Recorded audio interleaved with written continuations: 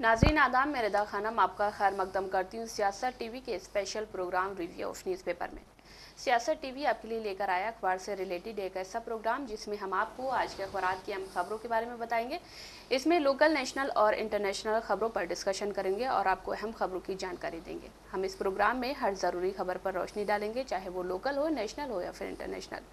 इस प्रोग्राम में हर खबर की तह तक जाएंगे, क्योंकि कुछ खबरें अखबार की सिर्फ सुर्खियां बनकर रह जाती हैं या टीवी पर उनको 2 मिनट का वक्त ही मिल पाता है, लेकिन हम आपको उन खबरों के बारे में तफसील से बताएंगे। आज हमारे पास कुछ खास टॉपिक्स हैं जिनके बारे में हम बात करेंगे, जैसा कि तेलंगाना के जो गोशा महल के विधायक हैं राजा सिंह, वो हमेशा अपने विवाद जो बयान हैं उनको लेकर हमेशा सुर्खियों में रहते हैं और ऐसा ही बयान उन्होंने एक जनसभा को संबोधित करते हुए दिया है। वहीं पर बात करते हैं कि गुजरात में जो अवैध निर्माण बोल के जो कार्रवाई चल रही है, जो बुलडोजर चल रहा है, उस पर असदुद्दीन ओवैसी की प्रतिक्रिया सामने आई है और उन्होंने भाजपा सरकार को घेरा है। वहीं पर बात करते हैं दिल्ली विधानसभा चुनाव की, जैसा कि दिल्ली विधानसभा चुनाव में बहुत ही कम वक्त बचा है, तो ऐसे में आज आम आदमी पार्टी अपना मैनिफेस्टो जारी करने वाली है। और बात करते हैं उत्तराखंड की, तो उत्तराखंड में आज यूसीसी लागू हो जाएगा और उत्तराखंड पहला प्रदेश बन जाएगा जो यूसीसी लागू करे।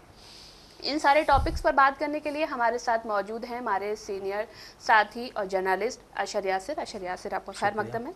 तो सबसे पहले बात करते हैं तेलंगाना की। तेलंगाना के जो गोशा महल के विधायक हैं टी राजा सिंह, जैसा कि आप जानते हैं कि वो हमेशा अपने बयानों को लेकर विवादों में घिरे रहते हैं और सुर्खियों में बने रहते हैं। ऐसा ही उन्होंने एक और बयान दिया है। उन्होंने जैसा कि जो असदुद्दीन ओवैसी के भाई हैं अकबरुद्दीन ओवैसी, उनका जो भाषण है 15 मिनट वाला, वो काफ़ी मकबूल है, काफ़ी लोग उसकी चर्चा भी करते हैं और उसी पर उन्होंने एक तंज करते हुए उन्होंने कहा है कि आप अपने 15 मिनट दिखा दीजिए कि आप 15 मिनट में क्या कर सकते हैं। पुलिस अगर साइड हट जाएगी तो आप क्या कर सकते हैं। वहीं पर उन्होंने कहा कि महाकुंभ में इस वक्त एक ऐसा मेला चल रहा है जिसमें हजारों, लाखों और करोड़ों की संख्या में नागा साधु हैं।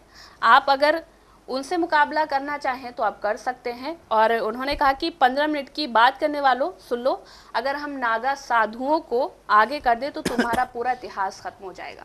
इसके बारे में आपका क्या कहना है? और देखिए, जैसा आपने पहले ही बोला कि राजा सिंह हमेशा इस तरह के बयान देते रहते हैं और राजा सिंह ही नहीं, बीजेपी के कई सारे ऐसे लीडर हैं। जिस तरह अभी हमने 3 दिन पहले बात की थी नीतीश राणे, जिसने जो है सैफ अली खान पे जो हमला हुआ था उसके बारे में उसने उल्टा सीधा बोला था। तो ये इन सारे लीडर्स को बीजेपी जो है एक कहीं ना कहीं कैटेगरी में खड़ा करती है जी, संरक्षण। और उस कैटेगरी में सारे ऐसे लीडर्स होते हैं जो कि उल्टे सीधे बयान देते हैं और जो समाज को तोड़ने वाले, स्पेशली समाज को तोड़ने वाले बयान देते हैं। आप अपने जहाँ पे आप नेता हैं वहाँ पे आप उतना काम नहीं करवाते हैं, लेकिन आप जो इन बयानों की वजह से जीत रहे हैं। और जिस तरह से इन्होंने बोला है कि 1 करोड़ वहाँ जाकर करोड़ों हिंदू जो हैं वो नहा रहे हैं, और जब भी सनातन धर्म या हिंदू पे कुछ बात आती है तो ये नागा साधु निकलते हैं और ये इतिहास लिखते हैं। उन्होंने कहा है कि नागा साधु का इतिहास है, वो कभी पब्लिक में नहीं आते, सिर्फ कुंभ के समय आते हैं। उनका इतिहास उठाकर देख लो, जब जब सनातन पर संकट आई या फिर कुछ और हुआ है तो इन्हीं साधुओं ने तलवार उठाई है या फिर भाला उठाया। अब जिस तरह से ये बयानात दिए जा रहे हैं और यही बयान अगर कोई और लीडर दे दे, कोई धर्म विशेष से हो या किसी एक पार्टी से हो, तो उस पर कितने उल्टे सीधे चीज़ें चलेंगी। जो कि क्या बोलते हैं, सोशल मीडिया विंग जो है बीजेपी की, आरएसएस की, वो इस बयान को किस तरह से पेश करेगी। वही जिस तरह से हम देखते कुछ ऐसे चैनल्स हैं जो कि मतलब इस तरह की न्यूज़ ढूंढते रहते हैं, वो किस तरह से प्रेजेंट करेंगे। तो ये सारी चीज़ें चलती हैं। लेकिन वहीं जब बीजेपी का कोई लीडर इस तरह का बयान देता है तो उस पर डिस्कशन होता ही नहीं कहीं। उस पर कोई मीडिया हाउस जो है इस पर चर्चा करने के लिए बात ही नहीं करता। उनका ये भी एक वो रहता है कि हम ऐसे लोगों को क्यों उसमें लाएं टीवी पे। लेकिन जब तक आप बात नहीं करेंगे तब तक लोगों तक बात नहीं पहुंचेगी और फिर उन पे कोई एक्शन नहीं होगा। और सोशल मीडिया या फिर मीडिया एक ऐसा प्लेटफॉर्म है जहां से आप अपनी बात को पहुंचा सकते हैं। लेकिन बात यही आती है कि हम जो है मतलब इस तरह के काम नहीं करेंगे जिससे जो है देश में कुछ ऐसी चीज़ें फैलें। लेकिन वहीं जब बीजेपी के जो ये जो लीडर्स हैं सारे, अभी भी आपने देखा था कि राजा सिंह को कुछ दिन के लिए जेल में डाला गया था, उसके बाद पार्टी ने उन्हें जो है बाहर कर दिया था। फिर जब यहाँ पे इलेक्शंस होने वाले थे विधानसभा के, तो ये कहा जा रहा था कि राजा सिंह को टिकट नहीं दिया जाएगा, लेकिन बीजेपी ने उनको फिर वापस पार्टी में लिया और फिर उनको टिकट दिया और वो जीते। ये सारी चीज़ें चली। अब वहीं जब बात आती है अकबरुद्दीन ओवैसी की, तो अकबरुद्दीन ओवैसी ने जब ये बयान दिया था उसके बाद उन पे केस चल रहा है, ठीक है। वो चीज़ें बीजेपी ही दोहराती रहती है, वो चीज़ें बीजेपी हमेशा दोहराती है, हमेशा उस चीज़ को बोला जाता है कि 15 मिनट 15 मिनट 15 मिनट। लेकिन अगर आप देखिए तो एक लीडर ने अगर ऐसा बयान दिया था, उस पर केस हुआ, उसने 15 मिनट की बात कही थी, उस पर केस हो गया। लेकिन ये जो लीडर्स हैं रितेश राणे और राजा सिंह जैसे, इन पे केस क्यों नहीं होता है? इनकी बातों को भी उठाया जाए ना उसी हिसाब से जिस तरह से आप सबकी बातों को उठाते हैं। लेकिन जहाँ पे बीजेपी के लीडर्स फंसे होते, जहाँ पे बीजेपी कुछ ऐसा बोलती है, वहाँ पे ये चीज़ें नहीं होती। जिस तरह अभी हमने कुछ दिन पहले बोला था कि ट्रम्प ने जिस तरह से बोला है कि अमेरिका में सिर्फ 2 ही जेंडर्स हैं, एक मेल और एक फीमेल, कोई थर्ड जेंडर नहीं है। लेकिन वही कोई मुस्लिम ममालिक अगर इस तरह से बोल देता, तो आप देखिए मीडिया में और इंटरनेशनल मीडिया में हर जगह उसके बारे में क्या क्या बातें हो रही होती हैं। जब आप पावर में होते हैं तो आप कुछ भी कर सकते हैं, कुछ भी बोल सकते हैं। और यही चीज़ जो है यहाँ पे हम देख रहे हैं बीजेपी वालों की, वो जो मतलब हैं पावर में, सेंट्रल में उनकी गवर्नमेंट है, और यहाँ पे वो अपनी क्या बोलते तेलंगाना में अपनी जो वो है क्या बोलते परसेंटेज है, वोट परसेंटेज, वो भी बढ़ा रहे हैं, सीटें भी बढ़ा रहे हैं जी। तो इस वजह से इस तरह के बयानात दे रहे हैं। और फिर जब आपके ऊपर जो पार्टी का शीर्ष नेतृत्व उसका हाथ हो, तो आप कुछ भी कर सकते हैं। या सर, हमने देखा है कि हमेशा जो मोदी जी है वो हमेशा एकता का संदेश देते हैं कि भारतवासी जो हैं सभी एक हैं और हमारी एकता में ही शक्ति है। लेकिन वहीं पर देखा जाए कि उनके जो दूसरे लीडर्स हैं वो कहीं ना कहीं एकता को तोड़ते हुए नज़र आते हैं। हमने राजा सिंह को देखा है और बाकी भी जो नेता हैं, जैसा कि असम के मुख्यमंत्री हैं, उनके आए दिन बयान ऐसे सामने आते रहते हैं, वो कहीं ना कहीं एकता की अखंडता को कहीं ना कहीं चकनाचूर कर देता है। देखिए, नरेंद्र मोदी जी का जो कहना है कि एकता वाला, वो भी जुमले टाइप ही निकल रहा है। क्योंकि आप देखिए उत्तर प्रदेश के मुख्यमंत्री योगी आदित्यनाथ हो गए, या फिर आपने भी बात की असम के मुख्यमंत्री हेमंत बिस्वा शर्मा की, या फिर और कुछ जगहों के ऐसे लीडर्स पाए जाते हैं। केंद्रीय मंत्री गिरिराज सिंह हैं, ठीक है, राजा सिंह हैं, नीतीश राणे हैं जो कि महाराष्ट्र कैबिनेट में मिनिस्टर है, और भी कई लीडर्स हैं ऐसे जो उल्टे सीधे बयान देते रहते हैं। अभी हमने यूपी में देखा कि एक बीजेपी का लीडर है जो कि क्या बोलते हैं लोगों की झुग्गियां उजाड़ रहा है। अभी हमने देखा कि यति को योगी अपने साथ लेके चल रहे हैं। यति ने मतलब क्या बोलते हैं उल्टे सीधे बयान देता रहता है मुसलमानों से रिलेटेड, इस्लाम से रिलेटेड। उसने बीजेपी को भी नहीं छोड़ा है, बीजेपी पे भी उसने कई सारे वो लगाए आरोप, लेकिन फिर भी योगी उसे अपने साथ लेके चल रहे हैं सिर्फ इस वजह से कि उससे हमें एक हिंदुओं का वोट प्रॉपर मिल जाएगा। साफ चीज जो है, उनको ना यति से प्यार है ना उन्हें किसी से प्यार है, उनको प्यार है सिर्फ अपने वोट से। जब तक उनकी इस चीज पे गाड़ी चल रही है तब तक वो चलती रहेगी। और जहाँ पे आप देखिए कोई आप कहीं पे भी कोई इंटरव्यू हो रहा होता है और कोई भी जर्नलिस्ट अगर उनसे डेवलपमेंट पे बात कर लेता है तो वो उससे डगमगा जाते हैं, फिर मतलब ये आउट ऑफ सिलेबस आ जाता है। फिर वो आपको दूसरे राज्यों के बारे में बताने लगते हैं कि वहाँ पे देखिए ये हो रहा है, वहाँ पे ये हो रहा है। लेकिन आपने कितना डेवलपमेंट किया है? आप अभी कुंभ के बारे में बात कर रही थी, कुंभ जो चल रहा है, राजा सिंह ने कुंभ के बारे में ही बोला है कि वहाँ साधु आए हुए हैं। अभी कल ही एक वीडियो सामने आई है जिसमें कहा गया है कि एक नागा साधु जो है वो एक लेडीज टॉयलेट में गया और वहाँ पे वो फोटो क्लिक कर रहा था। आप वो क्योंकि साधु है उसको उतनी क्या बोलते हैं वो नहीं मिलेगी सजा, लेकिन वही कोई आम नागरिक होता या कोई धर्म विशेष से होता तो उस पर क्या से क्या हो गया होता, हर जगह हल्ला हो रहा होता। अभी कुंभ में जो चीजें चल रही हैं, कुंभ से ही कई सारी ऐसी तस्वीरें सामने आ रही हैं जो कि इंसानियत को झंझोरने वाली चीजें हैं, लेकिन फिर भी उसके बारे में कोई चीज मतलब मेन स्ट्रीम मीडिया हो या कहीं भी हो कोई डिस्कशन हो ही नहीं रहा है। क्यों नहीं हो रहा है? क्योंकि वो योगी बाबा का एरिया है, वहाँ के बारे में हम डिस्कशन नहीं करेंगे। जिस तरह से यूपी की कैबिनेट जो है उसकी मीटिंग कुंभ में होती है, इससे पहले एक बार अयोध्या में हुई थी।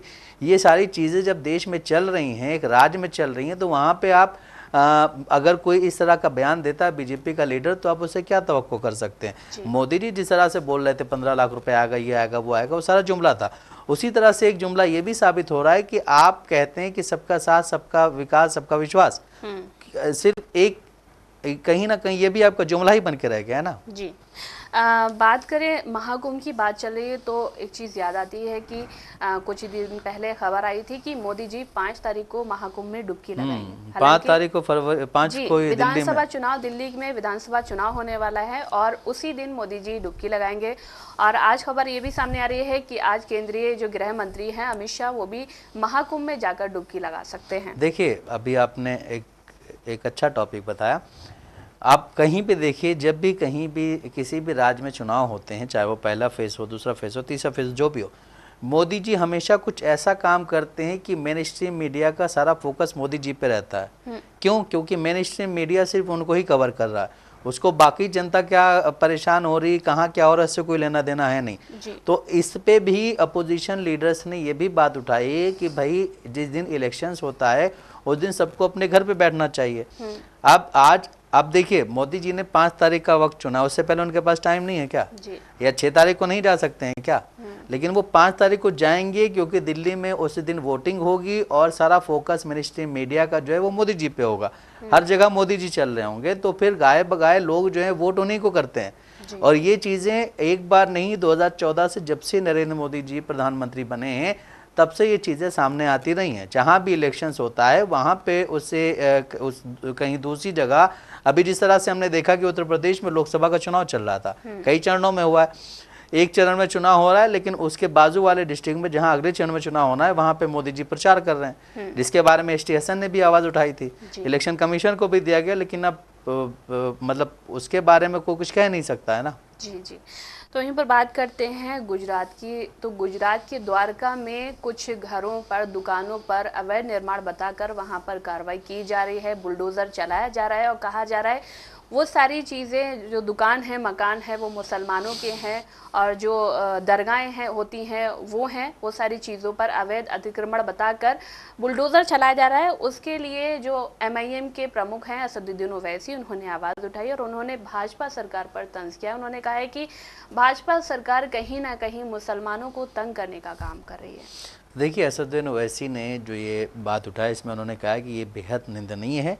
तोड़फोड़ की घटनाओं से ये भी साबित होता है कि मोदी सरकार वक्फ बिल में संशोधन कर वक्फ के खिलाफ सुरक्षा को कमज़ोर क्यों करना चाहती है। पिछले कुछ दिनों से गुजरात के बेट द्वारका और ओखा में अवैध निर्माण के खिलाफ बुलडोजर एक्शन जारी है। अवैध निर्माण व अतिक्रमण विरोधी अभियान के तहत जारी इस कार्रवाई के तहत कई मजहबी भवनों को भी ध्वस्त कर दिया गया है। ये सब भारी संख्या में पुलिस और सुरक्षा बलों की मौजूदगी में हो रहा है ताकि हिंसा ना हो। एक तरफ सुप्रीम कोर्ट ने रोक लगाई हुई है जी। दूसरी तरफ जहां जहां बीजेपी की गवर्नमेंट है वहां वहां आप देखेंगे कि बुलडोजर एक्शन चल रहा है। इसका मतलब साफ जाहिर है कि बीजेपी जो है वो कहीं ना कहीं अपनी जो बनाए हुए कानून है उस पर चलती है, उसको किसी कानून से कोई मतलब नहीं है। अभी जिस तरह हम पहले बात कर रहे थे कि एक क्या बोलते हैं, एक डिस्ट्रिक्ट में चुनाव होता है, अगले डिस्ट्रिक्ट में नेक्स्ट फेज में होगा तो नरेंद्र मोदी जी वहां जाके प्रचार करेंगे, सारा फोकस उधर होगा। उनको जो है इलेक्शन कमीशन कोई भी नोटिस नहीं देता है जी। जितना भी अपोजिशन आवाज उठाएगा उन पर कोई एक्शन नहीं होता है। ठीक इसी तरह से यहाँ भी ये चीजें चल रही, जहाँ जहाँ बीजेपी की सरकार है और जहाँ पे बीजेपी की अपनी सरकार है, मतलब किसी के साथ गठबंधन में नहीं है, वहाँ पे ये चीजें आप देखेंगे कि आम हो गई हैं। अभी हमने यूपी में देखा, संभल में जिस तरह से चीज़ें हुई, संभल में अभी एक इंसान को जो है जो गया पुलिस स्टेशन में पूछताछ के लिए ले गया, उसकी डेथ हो गई जी। उसके बारे में कहीं मीडिया में कोई चीज़ नहीं उठी, उस वक्त उठी लेकिन उसके बाद फिर वो ख़त्म हो गई। कोई मुआवजे की बात नहीं की गई। जो 5 लोगों को संभल में मारा गया था उनके कातिलों को नहीं पकड़ा गया। हालांकि जो जिनके घर के लोग दुनिया से रुखसत हुए या महल्ले के लोग रुखसत हुए उन्हीं को उठा करके ये कर दिया गया। उसके बारे में हाँ, उनको जेल में भी किया गया, FIR भी की गई, सारी चीज़ें की गई, लेकिन किसी में भी इतना दम नहीं है कि वो जा करके योगी से इस टॉपिक पे बात कर ले। हालांकि वहाँ की जो पुलिस है, या से जैसा कि आपने बोला कि एक व्यक्ति की पुलिस थाने में मौत हो गई, वहाँ की पुलिस उनके घर वालों को समझाने आ रही है कि आप जल्द से जल्द इन सारी चीजों को रफा दफा कीजिए, वरना मसला और आगे बढ़ जाएगा। तो कहीं ना कहीं एक धमकी वाला देखा जा रहा था कि वो धमकी देना चाह रहे हैं डायरेक्टली। अभी लखीमपुर खीरी का भी एक वीडियो वायरल हुआ था ना जी, जहाँ पे उसने बोला कि पूछताछ के लिए ले गए थे, ये हुआ वो हुआ, तो पुलिस वाले उसके घर पे बैठ के कह रहे तुम्हें जो करना है कर लो, हम इसमें कुछ नहीं कर सकते, हमारी बात मान लो, कह दो कि ये मर गया बस। जी जी जी, ठीक है। तो ये यूपी है। यूपी के बारे में ये कहा जाता है कि यूपी में चीज़ें लॉ एंड ऑर्डर, आप किसी बीजेपी लीडर से पूछ लीजिए, और ख़ासकर आप वहाँ का जो डिप्टी सीएम है पाठक, उनसे आप पूछ लीजिए, तो वो हमेशा उनकी जो भी वीडियो आप देखेंगे उसमें ये कहेंगे कि यूपी का लॉ एंड ऑर्डर जो है वो बहुत अच्छा चल रहा है। योगी आदित्यनाथ के उसमें जो है लॉ एंड ऑर्डर बहुत अच्छा चल रहा है। लेकिन वहीं यूपी से ही हर उल्टी सीधी खबर जो आती है वो यूपी से ही आती है। और फिर जिस तरह अभी हम गुजरात की बात कर रहे हैं, तो गुजरात के बारे में कहा जाता है कि गुजरात को सिर्फ 2 लोगों ने बसाया है, 2 लोगों ने बनाया है, लेकिन वहीं जब कोई आता है बाहर से तो उन्हीं 2 लोगों की वजह से वहाँ की जो झुग्गी झोपड़ियाँ उस पूरे गुजरात को ढक दिया जाता है ताकि वो यहाँ की गरीबी ना देख ले। एक तरफ मोदी जी ये कह रहे थे कि हम जब आएंगे सत्ता में 2014 में तो हम इसको अमेरिका बना देंगे, अमेरिका से लोग आकर के यहाँ रहेंगे, ये करेंगे, वो बहुत बड़ी बड़ी बातें की थी। खैर वो भी जुमला था। लेकिन अभी जब अमेरिका में चीज़ें चल रही हैं, अमेरिकी लोगों को जब हिंदुस्तान भेजा जा रहा है तो बेचारे डरे हुए हैं जी। अब वो डरे हुए हैं, उनका रीज़न ये है कि भाई उनको असलियत तो पता है, लेकिन वो क्या करेंगे फिर। अभी जब मोदी जी अमेरिका जाते हैं या मोदी जी कहीं जाते हैं तो लोग बहुत बड़ी संख्या में उनके पास आते हैं उनसे मिलने। आप देखेंगे कि एयरपोर्ट पे ही लोग हमारे देश का झंडा लेकर के मोदी जी का स्वागत करने के लिए खड़े होते हैं। लेकिन रीज़न ये भी है कि उनके पास कोई ऑप्शन नहीं है वहाँ पे, उनको ये दिखाना कि हम भारतीय, हम कितने बड़े भारतीय हैं।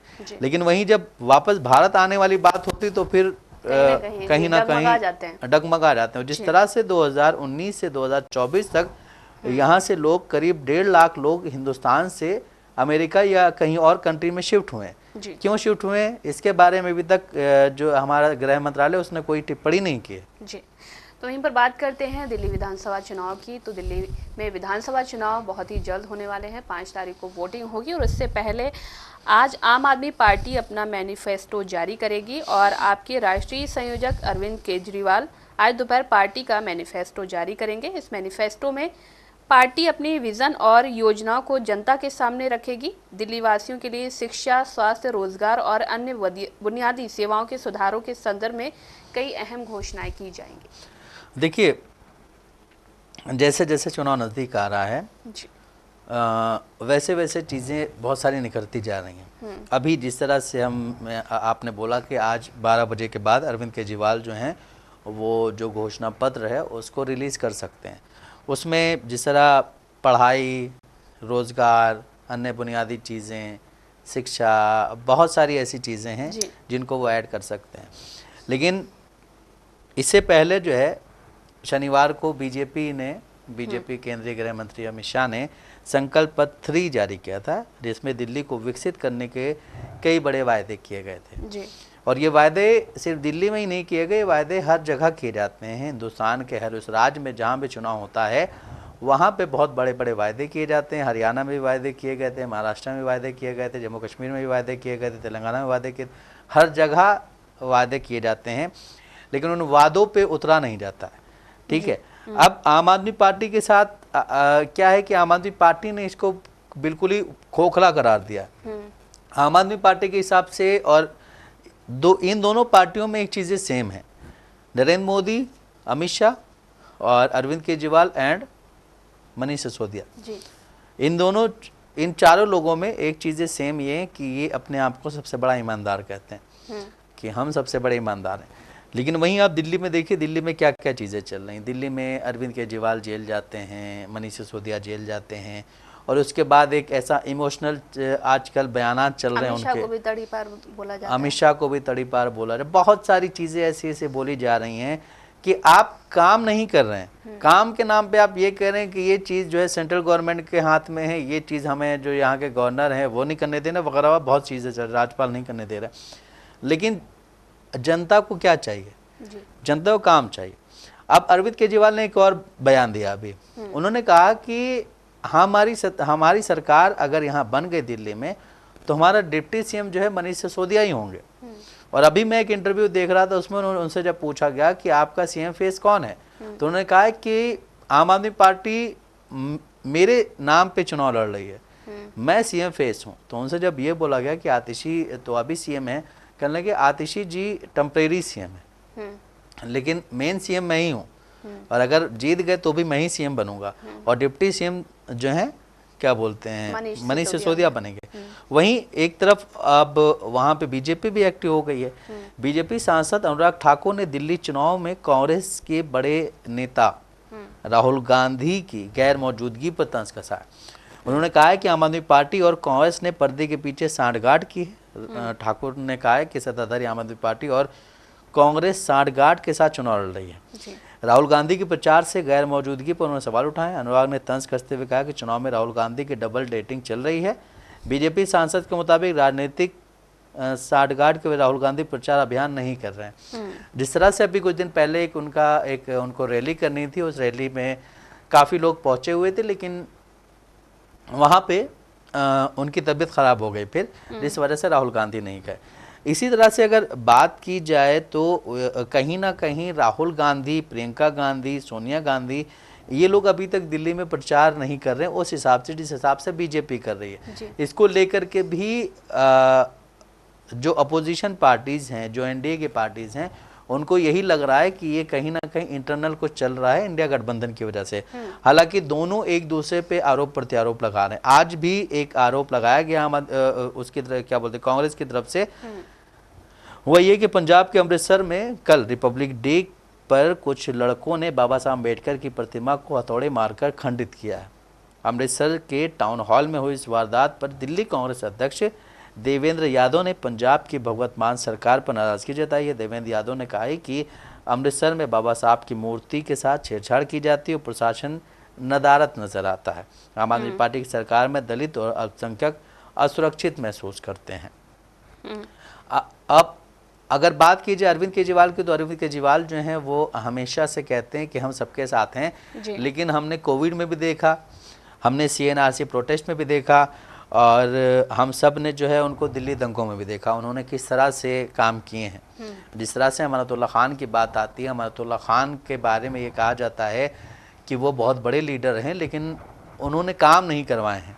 अगर ओखला की बात आती तो ओखला में काम नहीं करवाया गया। उसी तरह दिल्ली के और भी ऐसे कई जगह हैं जहाँ पे आम आदमी पार्टी है लेकिन काम नहीं हो रहा है, जीरो है, रोड नहीं बन रही है। आप देखिए कि अरविंद केजरीवाल जो है हमेशा से कहते हैं कि यमुना साफ हो गई, यमुना में डुबकी मारेंगे, लेकिन वो साफ नहीं हो रही।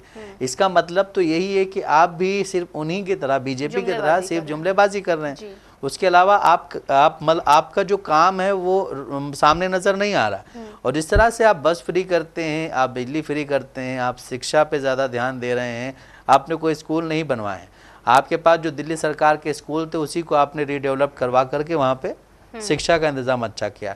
जब एक सरकारी स्कूल अच्छा हो जाएगा तो जाहिर है कि स्कूल जो क्या बोलते हैं प्राइवेट स्कूल के बच्चे सरकार उसी में पढ़ेंगे, सरकारी में, क्योंकि वो फीस भी कम होती है और फिर रिजल्ट तो अच्छे आएंगे ही जब बच्चे वहाँ पढ़ेंगे। लेकिन आप इन चीज़ों से हट करके भी कुछ रोजगार के लिए क्या किया आपने वहाँ पानी के लिए क्या किया, ये सारी चीज़ें भी अहम मुद्दे होते हैं, इन पे भी बात होनी चाहिए। और मतलब जिस तरह से अरविंद केजरीवाल अपने बयान दे रहे हैं उससे तो यही लग रहा है कि ये भी बिल्कुल मोदी जी की तरह ही जुमलेबाजी कर रहे हैं। जी, वहीं पर बात करते हैं कि आज उत्तराखंड में UCC लागू होने वाला है और कुछ ही देर में CM Dhami UCC portal launch करेंगे।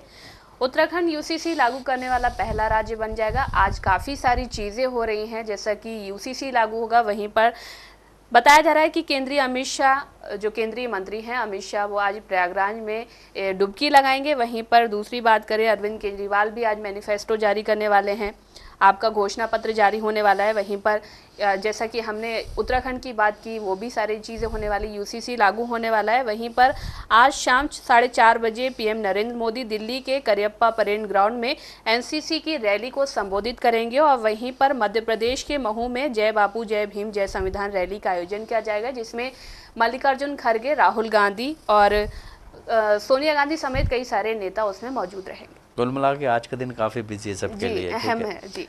अब बात करेंगे समान नागरिक संहिता यानी एक देश एक कानून की, तो जिस देश में भी समान नागरिक संहिता कानून होता है उस देश में शादी, तलाक, बच्चा गोद लेना, प्रॉपर्टी के बंटवारे से लेकर के अन्य सभी विषयों को लेकर जो भी कानून बनाए गए हैं वो सभी धर्म के नागरिकों को समान रूप से मान्य होते हैं। आज उत्तराखंड में यूसीसी लागू होने के बाद राज्य में रहने वाले सभी लोगों पर इसके नियम सख्ती से लागू किए जाएंगे। ये कानून राज्य के बाहर रहने वाले उत्तराखंडियों पर भी लागू रहेंगे। साथ ही आपको बता दें कि भारत में भी यूसीसी लागू करने की चर्चा काफ़ी समय से चल रही थी। फिलहाल भारत में कई निजी कानून धर्म के आधार पर तय किए गए हैं। ऐसे में अगर आने वाले समय में भारत में समान नागरिक संहिता को लागू किया जाता है तो देश में सभी धर्मों के लिए वही कानून लागू होगा जिसे भारतीय संसद द्वारा तय किया जाएगा। मौजूदा समय में भारत में गोवा एकमात्र ऐसा राज्य है जहां यूसीसी लागू है। गोवा में यूसीसी के नियमों के तहत वहां हिंदू, मुस्लिम और ईसाई समेत सभी धर्म और जातियों के लिए एक फैमिली लॉ है। आज यूसीसी लागू होने के बाद के मतलब जब ये लागू होगा, आज़ादी के बाद यूसीसी लागू करने वाला उत्तराखंड राज्य पहला राज्य बनेगा। इस कानून के तहत गोवा में कोई भी ट्रिपल तलाक नहीं दे सकता है। रजिस्ट्रेशन कराए बिना शादी जो है कानूनी तौर पर शादी मान्य नहीं होगी। शादी का रजिस्ट्रेशन होने के बाद तलाक सिर्फ कोर्ट में किया जाएगा। संपत्ति पर पति पत्नी का समान अधिकार होगा। इसके अलावा पेरेंट्स को कम से कम आधी संपत्ति का मालिक अपने बच्चे को बनाना होगा, जिसमें बेटियां भी शामिल होंगी। वहीं एक चीज़ और इसमें अहम है कि गोवा में मुसलमानों को 4 शादियों का अधिकार नहीं है। 4 शादियों का मुसलमान को अधिकार नहीं है, लेकिन कुछ शर्तों के साथ हिंदुओं को 2 शादी करने की छूट दी गई है। ये समान नागरिक संहिता है जिस पे असदुद्दीन ओवैसी और भी कई ऐसे लीडर्स हैं जिन्होंने अपनी आवाज़ उठाई कि इसमें आपने जब सब कुछ अलग अलग कर दिया है तो फिर एक समुदाय पे ही समानता, क्योंकि आपने इसमें ज़्यादातर चीज़ें जो सामने आ रही हैं, जिस तरह से शादी हो गया, तलाक हो गया और बच्चा गोद लेना हो गया, ये सब चीज़ें कहीं ना कहीं मतलब एक समुदाय पे अटैक कर रही हैं। और जिस तरह अभी गोवा की हमने बात की, गोवा में जो है हिंदू जो है 2 शादी कर सकते हैं शर्तों के साथ, लेकिन मुसलमान 4 शादी नहीं कर सकते हैं। और अगर आपको तलाक देना है तो वो सिर्फ कोर्ट की मान्यता से ही होगा। आप ऐसे नहीं कर सकते हैं, ऐसे तलाक नहीं दे सकते हैं। शादी अगर होगी तो उसमें कानूनी रजिस्ट्रेशन बहुत ज़रूरी होगा, ये सिर्फ निकाहनामा पे काम नहीं होगा। तो ये सारी चीज़ें अगर ये देश में भी लागू हो जाता है तो कहीं ना कहीं एक समुदाय को इस तरह से इसमें जकड़ दिया जाएगा, इतना परेशान किया जाएगा कि मतलब ये हम अभी सोच ही सकते हैं। अभी जिस तरह से उत्तराखंड में लागू होगा उसके बाद वहाँ पे लोगों की क्या प्रतिक्रियाएं आएंगी, वहाँ के लोग किस तरह से इस पे काम करेंगे, ये सारी चीज़ें बहुत अहम हो जाएंगी। जी, जैसा कि हमने बात की यासिर की आज जय बापू जय भीम जय संविधान रैली आयोजित होने वाली है मध्य प्रदेश में, तो अमित शाह एक तरफ डुबकी लगाने वाले हैं महाकुंभ में। वहीं पर देखा जा रहा है कि शाह ने, हमने देखा था पिछले दिनों कि उन्होंने संसद में BR अम्बेडकर का अनादर किया था। तो एक तरफ वो डुबकी लगाएंगे, एक तरफ ये सारी चीज़ें होंगी, जो संविधान जो रैली निकलने वाली है उन सारी चीज़ों में शामिल होंगे, जो खड़गे हैं और राहुल गांधी है, तो कहीं ना कहीं लोग उस तरफ चले जाएंगे। ध्यान भटका दिया जाएगा। वही मैं कहने जा रहा था कि ध्यान भटका दिया जाएगा। और जब भी देश में कुछ ऐसी चीज़ें आती हैं, या फिर आपने देखा होगा 2023 में अमित शाह ने एक बात कही थी कि 2024 में 22 जनवरी को राम मंदिर का उद्घाटन होगा, क्योंकि मार्च से इलेक्शन शुरू हो जाने थे ना। जी। तो ये सारी चीज़ें, धार्मिक चीज़ें लेकर के बीजेपी जो है सनातन धर्म को लेकर के काफ़ी एक्टिव रहती है, और उसको पता है कि एक ज़्यादा आबादी जो है वो उसी की है, तो वो उसी हिसाब से काम करते हैं। जिसकी जितनी आबादी उसके उतना मतलब उसको सपोर्ट किया जाएगा। ऐसा सिस्टम चल रहा है हमारे यहाँ। जी, तो जैसा कि नाज़रीन आपने देखा कि हमने आपको न्यूज़पेपर के ज़रिए हम खबरों से रूबरू कराया है। ऐसी ही ज़रूरी खबरों से रूबरू होने के लिए हमारे साथ इस प्रोग्राम से जुड़े रहे, और अगर आपकी इस प्रोग्राम से रिलेटेड कोई भी राय है तो हमें कमेंट बॉक्स में ज़रूर लिखें। इसी के साथ हमारा प्रोग्राम ये ख़त्म होता है। मुझे और मेरे साथी अशर यासिर को दे इजाज़त। अल्लाह हाफ़िज़।